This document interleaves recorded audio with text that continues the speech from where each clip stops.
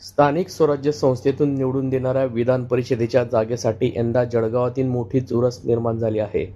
भुसावळचे माजी नगराध्यक्ष अनिल चौधरी यासाठी सर्वात आधी मोर्चेबांधणी करत आपले पत्ते खुले केले होते. महाविकास आघाडीच्या वतीने जळगावचे शिवसेना उद्धव बाळासाहेब ठाकरे पक्षाचे नगरसेवक शरद तायडे यांना उमेदवारी जाहीर करण्यात आली होती.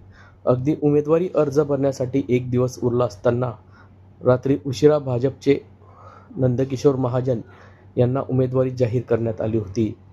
तर शिवसेना शिंदे गटाच्या जळगाव येथील नगरसेविका रेश्मा कुंदन काळे व भुसावळचे पदाधिकारी दीपक धांडे यांनी अर्ज सादर केला होता. यात एकूण 16 उमेदवारांनी अर्ज सादर केले होते. मात्र आज प्रवीण पाटील, निलेश चौधरी, आसिफ मोहम्मद, दारा मोहम्मद, सुनील जंगले, शेख जावेद इक्बाल, अब्दुल रशीद, सचिन चौधरी, दीपक धांडे, निलेश झोपे, कलीम खान, हैदर खान मनियार, हितेंद्र देशमुख, कृष्णेश्वर रामकृष्ण पाटील या एकूण 12 उमेदवारांनी आपले अर्ज मागे घेतले आहे.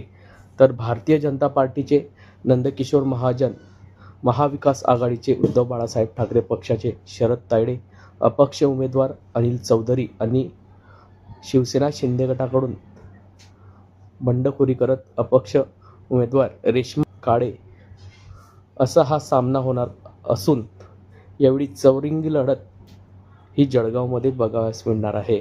आज माघारीचा दिवस असल्याकारणाने उमेदवारांनी यावेळी जिल्हाधिकारी कार्यालयात मात्र मोठी गर्दी केली होती. जळगाव विधान परिषदेसाठी आता चौरंगी लढत बघावयास मिळणार असून नेमका कोणाचा विजय होतो हे पाहणं महत्त्वाचं ठरणार आहे.